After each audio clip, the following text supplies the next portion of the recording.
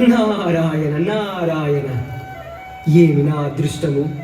వైకుంఠవాసి దర్శన భాగ్యము ఇలా ఈ గగనతలలో లభించటం. వైకుంఠవాసం ఇక్కడ నారదా? ఈ కలియుగ ఆరంభం నుంచి కలి ప్రభావంతో ప్రజలు అరిషడ్వర్గాల ప్రలోభాలకు లోనయ్యి ఏవేవో అష్టకష్టాలు కొని తెచ్చుకోవటం, తామేమో ఇలా నిరాయుధులై పరుగు పరుగున వెళ్ళి రక్షించటం సృష్టి ఆది నుంచి జరుగుతున్న విష్ణు వైభవమేగా. లెస్స పలికిదివి నారదా. విశ్వాత్మనే, ఎన్నాళ్ళ నుంచో మిమ్మల్ని అడిగి ఓ సందేహాన్ని తీర్చుకోవాలన్న ఆలోచనలో ఉన్నాను. అడుగు నారదా. భగవంతుడి గురించి వేదాలు అనోరణీయాన్ మహతో మహీయాన్ అని అభివర్ణిస్తుంటే అందులో సందేహమేమున్నది? అది జగమెరిగిన సత్యం. మరి అంతటి శక్తి సమన్వితులు, సర్వవ్యాపకులు ప్రతి భక్తుని పిలుపుకు స్పందించి పరుగు పరుగున వెళ్ళటం ఎందుకు? సంకల్ప మాత్రాన ఆదుకొని సేద తీర్చవచ్చు కదా అని. ఇదే సంశయాన్ని కస్తూరి అడగగా సవివరంగా వివరించాను కదా. కస్తూరి అనగా కలియుగాన తాము శ్రీ సత్యసాయి బాబా వారిగా అవతరించినప్పుడు తమ జీవిత చరిత్ర సత్యం శివం సుందరం రాసిన కస్తూరియేనా? అవును, ఆ కస్తూరియే. నేను సత్యసాయి బాబాగా నా అవతార ప్రణాళికను ప్రపంచ మానవాళికి ఓ పద్యం ద్వారా వెల్లడిస్తూ అఖిల మానవులకు ఆనందమునగూర్చి రక్షించుచుండుటే దీక్ష నాకు అంటూ పద్యం చివరిలో సన్మార్గమును వీడి చరించు వారలా చేపట్టి కాపాడుటే వ్రతము నాకు అని వెల్లడించాను. దానికి కస్తూరి, స్వామి, వెలుగునిచ్చి దారి చూపిస్తే సరిపోతుంది కదా, చేయి పట్టుకోవడంలో ఆంతర్యమేమిటి అని అడిగాడు. బాగుంది బాగుంది, దానికి మీరేం సెలవిచ్చారు?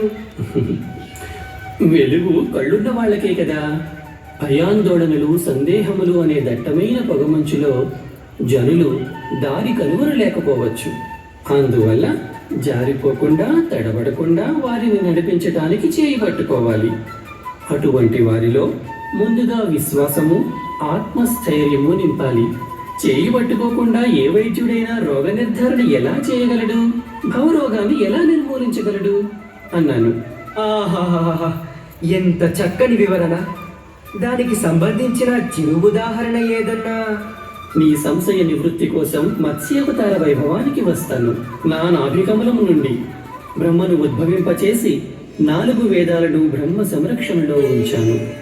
ఆ వేదాలలో నేను సూచించిన విధంగానే సృష్టి కార్యాన్ని నిర్వహిస్తూ ఉంటాడు బ్రహ్మ. ఆదిదేవ, మత్స్యావతారములోని ప్రత్యేకతను వివరిస్తారని. అదిగో ఆ సంఘటనకే వస్తున్నాను. కల్పాంత ప్రళయానికి ముందు బ్రహ్మ అలసి సొలసి ఉన్న సమయంలో రాక్షసుడు బ్రహ్మ నుండి చతుర్వేదాలు అపహరించి సముద్ర గర్భంలో దాగున్నాడు. వేద సంరక్షణ చేయాలి. 7 రోజుల్లో సంభవించనున్న కల్పాంత ప్రళయంలో జీవరాశి అంతరించిపోకుండా సృష్టి కొనసాగేలా చూడాలి. అందువల్ల నేను ముందుగా మత్స్యావతారమెత్తి రాక్షసుడి సంహరించి వేద పరిరక్షణ చేశాను. తదనంతరం సృష్టి అంతరించకుండా పథకం పన్నాను.